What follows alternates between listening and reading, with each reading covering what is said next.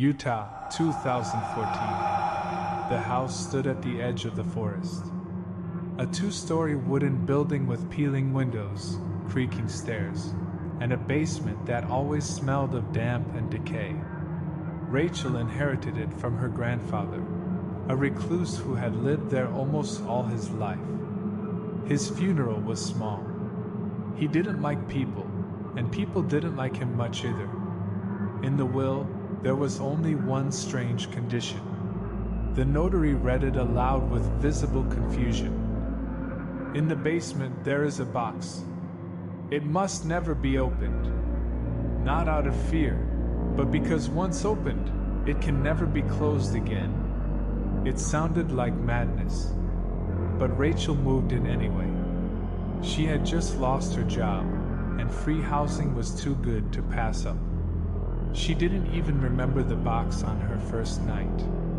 But the next day, while sorting through old furniture in the basement, she saw it. The box was wrong. Wooden, old, with no nails or hinges. Wrapped tightly in ropes. Fresh, clean ropes that looked recently tied. On the lid carved deeply. Do not open. That was it. No lock. No latch. Just a box sitting in the corner. Not even that big, about the size of a shoebox. Rachel didn't touch it. But within days, strange things started to happen. The basement became cold, even in 90-degree weather. A dark, damp spot formed beneath the box, never drying. And sometimes, late at night, something would knock from inside. Once, paused, twice. Then one night she heard it whisper, faint, muffled, like from inside a thick wall. Let me out. She taped the box shut with duct tape. The next morning, the ropes were back, perfectly tied. But the tape? Gone. No trace of it anywhere. That's when she made the mistake. She set up her phone to record it overnight. Nothing happened for hours. Until 3:17 a.m. Suddenly, something slammed the inside of the box so hard the phone fell. And for just half a second, the camera caught a glimpse of a hand. Small, thin, with fingers that were far too long. That same night, Rachel tried to carry the box outside. It was suddenly heavy. Too heavy.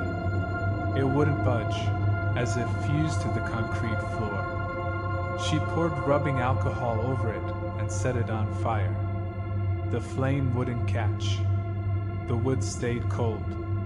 And then she made the worst decision. She grabbed a knife and cut one of the ropes. The box creaked, but didn't open. That night she dreamt. A child stood in her living room, pale, mouth wide open in a scream, but silent. Behind the child, the box lay wide open, and something black was crawling out. Silent, formless, but with eyes. The next morning, she noticed something terrifying. She no longer had a reflection.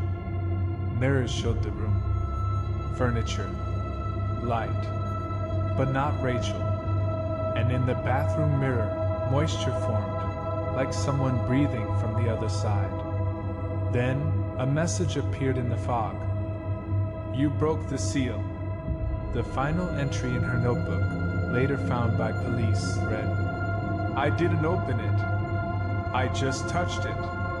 But he's here now, and he wants a new box. Rachel vanished. The house stood empty for weeks. When police entered, they found the box in the basement again, rewrapped with ropes. But the carving had changed.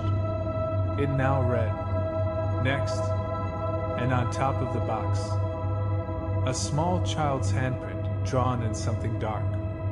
Next to it, a photograph. It showed a man standing in front of the box, staring directly into the camera. Police never identified him.